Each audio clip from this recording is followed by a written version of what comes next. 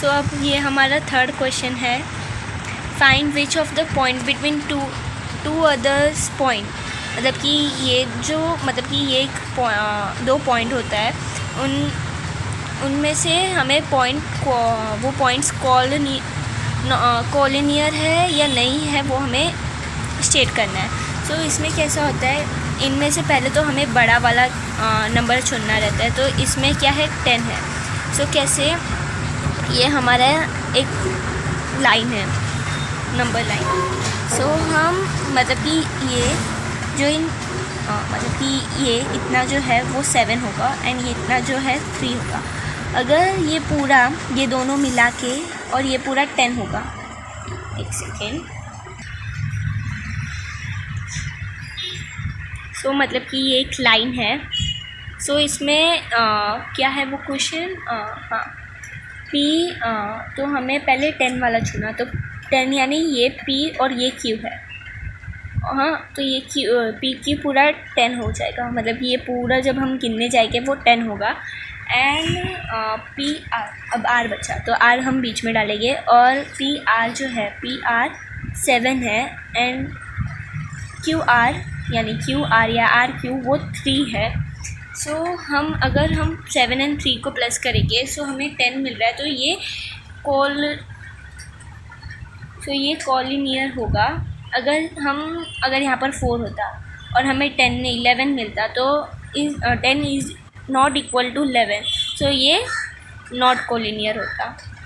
सो ऐसे ही करके हमें पूरा सम सॉल्व करना है। सो हम अभी स्टार्ट करते हैं। तो पहले क्या, अब बड़ा वाला लेंगे हम। तो बड़ा वाला क्या है, D, distance of P Q is equal to distance of P R plus distance of, तो अब हम आगे लिखेंगे distance of Q R। So हमें अगर PQ PQ 10 है, और अगर हम इन दोनों को प्लस करके हमें 10 मिला तो वो कॉलिनियर होगा।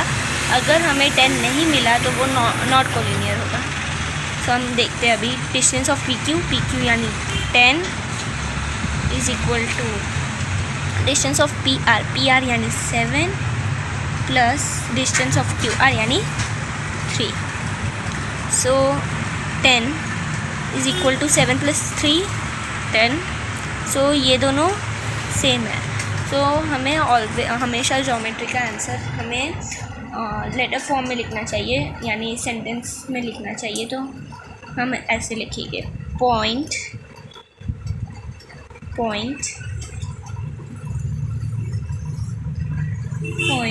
P R and Q।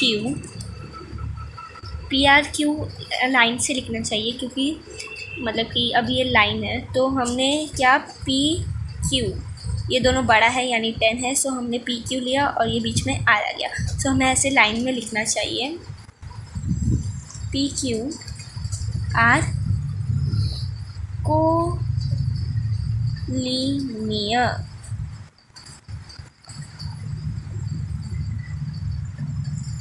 And point R lies between, हम लिखेंगे point R lies between P and Q। या आप नहीं लिखेंगे तो भी चलेगा, बट ये लिखना कंपलसरी है। और ये P collinear to R collinear to Q, ये लिखना कंपलसरी है, बिकॉज इससे हमें कभी कभी 1 मार्क्स मिल जाते हैं। सो बस हमारा यही आंसर है। हमने ये प्रूव किया कि ये जो है, जो P R Q है वो कोलिनियर है। तो इस सब में यही था। अब हम नेक्स्ट देखेंगे। हमारा नेक्स्ट यानी थर्ड सम ये है, distance of R S is equal to 8। R S का डिस्टेंस है 8 and distance of S T का डिस्टेंस है 6 and distance of R P is equal to 4। तो हमें पहले तो इन सब में से बड़े ढूंढने होंगे। बड़ा कौन सा है, 8। सो यानी R S यहाँ पर R आ जाएगा और यहाँ पर S, और ये सबको मिला के कितना हुआ 8, ये पूरे को मिला के 8 हुआ। सो यहाँ पर बीच में क्या आ जाएगा T, सो ST यानी ये ST is equal to 6 and RT, ये RT इज़ इक्वल टू 4। अब हमें इसे सॉल्व करना है, पिछले वाले फॉर्म में ही करेंगे हम, मतलब कि फॉर्मेट वही होगा, बस नंबर चेंज होगा। Distance of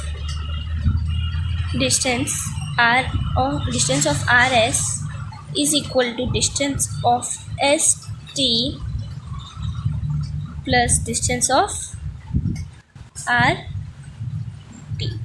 so distance RS कितना है 8 is equal to distance of ST is 6 and plus distance of RT is equal to 4। so अब 8 is equal to 6 plus 4 10 होता है, और 8 और 10 ये दोनों सेम नंबर नहीं है, मतलब कि ये कोलिनियर नहीं है। तो हमें लिखना भी है पॉइंट, मतलब कि distance RS is not equal to distance ST plus distance RT। तो हमें अभी इसे सेंटेंस में लिखना है, point RS and T are not collinear. So इसका मतलब कि ये वाला सम का जो है डिस्टेंस वो कोलिनियर नहीं है। सो हमारा नेक्स्ट क्वेश्चन है, distance of AB is 16 and distance of CA is 9 and distance of BC is 7। तो मतलब कि इनमें से पहले बड़े नंबर को ढूंढते हैं 16, यानी AB हमारा A पॉइंट और B पॉइंट हमारा स्टार्टिंग और लास्ट होगा। तो हम यहाँ पर लाइक रफ में आप कर सकते हो, अगर आपको समझ में नहीं आता है डायरेक्टली आप नहीं लिख सकते तो आप ऐसे रफ डायग्राम भी ड्रॉ कर सकते हो। तो क्या था, A भी बड़ा है यानी यहाँ पर A एंड B आ जाएगा। अगर हम इन पूरे को ये करेंगे तो ये कितना होगा 16। सब बचा क्या C, तो C यहाँ पर बीच में आ गया। तो CA यानी CA is 9, CA is 9 is 7। So अब अगर हम 9 और 7 को प्लस करेंगे तो 16 आता है। हाँ, अब हम इसे सॉल्व करेंगे। Distance AB is equal to 60 is equal to distance CA plus distance BC। AB कितना है 16 is equal to distance CA 9 plus distance BC 7। So अब 16 9 plus 7 is equal to 16। So ये दोनों सेम है। तो अब हम आंसर क्या लिखेंगे, point A B A C and B are collinear and point C lies between A and B।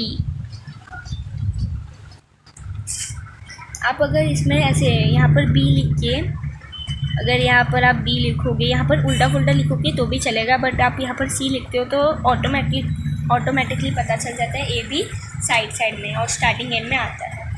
तो आप यहाँ पर B A C ऐसे भी लिखोगे तो भी चलेगा। और हमें मेन पॉइंट क्या लिखना है, A collinear to C collinear to B, ये लिखना आपको इम्पोर्टेंट है, इसमें 1 मार्क्स आते हैं। तो हमारा ये इतना ही ख़त्म हुआ। सो मैं आपको ये आपको 3 सम मैंने करवाए और अब बचे 3 सम्स है। Of A C is equal to 10 and distance of C B is equal to 8। तो find distance of A B considering और पॉसिबिलिटी। इसमें क्या होता है, ये हमें 2 डिस्टेंस दिए हुए हैं, तो अब ए और बी का डिस्टेंस हमें निकालना है कंसाइडरिंग और पॉसिबिलिटी। मतलब कि हमें सब कुछ जैसा होता है वैसा ट्राई करना है। इसमें मतलब कि कितनी मतलब कि 2 मेथड होती है, 3 मेथड नहीं, मतलब कि जैसा हमें उल्टा करके हमें ये करना है। मतलब कि एक बार मतलब कि एक सेकेंड। फिर समझो ये हमारा एक लाइन है। अब पॉसिबिलिटी क्या, मतलब कि हमें सब अलग अलग ये करके ये करना है। तो पहला पॉसिबिलिटी क्या हो सकता है कि ए यहाँ पर होगा स्टार्टिंग पॉइंट में एंड बी एंड पॉइंट में होगा और सी सेंटर में होगा। एक पॉसिबिलिटी ये होता है। तो ए सी एंड सी बी ये दोनों होगा और ये दोनों को प्लस करके हमें जो आंसर मिलेगा वो हमें लिखना है।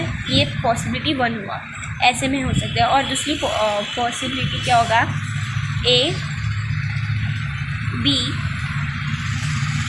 और सी। सो अब बी बीच में आ गया, तो मतलब कि अब ए बी तो पता नहीं, बी सी एंड सी ए इन दोनों को प्लस करके हमें ये करना है। दोनों में आंसर अलग अलग आएंगे बट हमें दोनों में करके दिखाना है। सो ऐसे करना है। हाँ, और अगर हम ए और बी को यहाँ पर ला देते और ए को यहाँ पर ला देते तो ये सेम ही बनता। सो बस हमें फर्स्ट सम में मतलब कि ये वाले 4th सम में 2 ही पॉसिबिलिटी है। एक ये वाला ए सी बी और दूसरा ए बी सी। तो हमें ये दोनों पॉसिबिलिटी को सॉल्व करके दिखाना है हमें, और हमें ए बी की डिस्टेंस फाइंड आउट करनी है। दोनों में अलग अलग आएगा बट दोनों को हमें करना है। So let us start solution. हम पहले पॉसिबिलिटी 1 को करते, तो मैं यहाँ पर लिख देती हूँ पॉसिबिलिटी 1, फर्स्ट पॉसिबिलिटी। तो हमें अभी आपको चाहिए तो आप इजी पढ़ने के लिए आप डायग्राम भी ड्रॉ कर सकते हो, लाइक कैसे लाइन।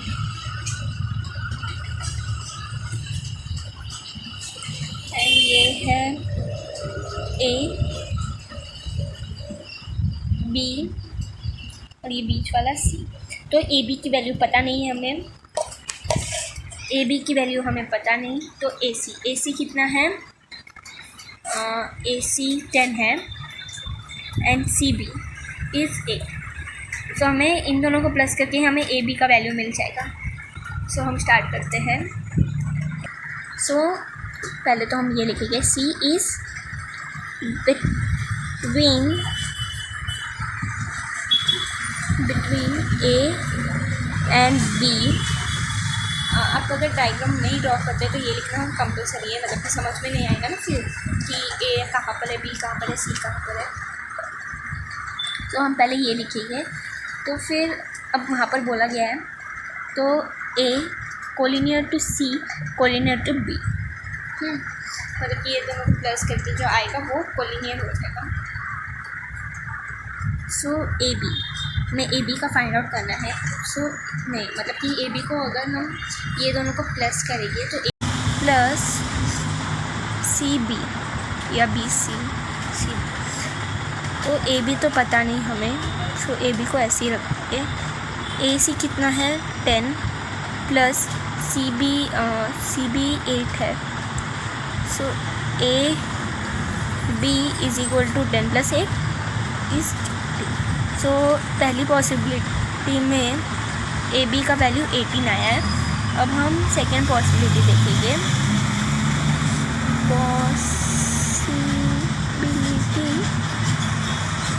सेकेंड। सो अब हम वापस डायग्राम ड्रॉ करेंगे समझने के लिए।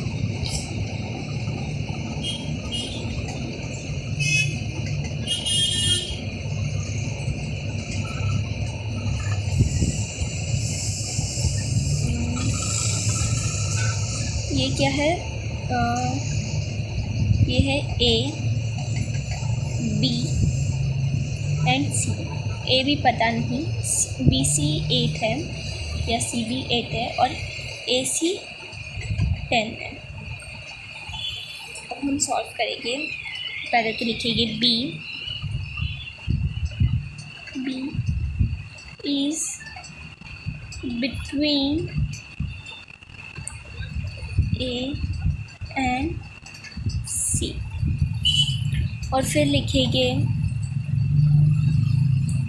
ए सी बड़ा है, सो हम पहले ए सी लिखेंगे। A C is equal to A B plus B C. A B और बी सी को प्लस करेंगे तो ही ए सी आएगा। सो ए सी है 10 is equal to A B पता नहीं, तो वैसे ही लिखेंगे A B plus B C यानी 8, सो 8। अब ए बी यहाँ पर आ जाएगा और ए सी यानी 10 वो यहाँ पर आ जाएगा, तो यहाँ पर आने पर ये नेगेटिव हो जाएगा यानी माइनस हो जाएगा। सो 10 माइनस 8 यानी यहाँ पर माइनस रहेगा, यहाँ पर प्लस रहेगा। So minus plus minus 10 minus 8 और फिर 10 minus 8 is equal to 2। So A B का वैल्यू सेकेंड पॉसिबिलिटी में 2 आया। तो ये है हमारा आंसर।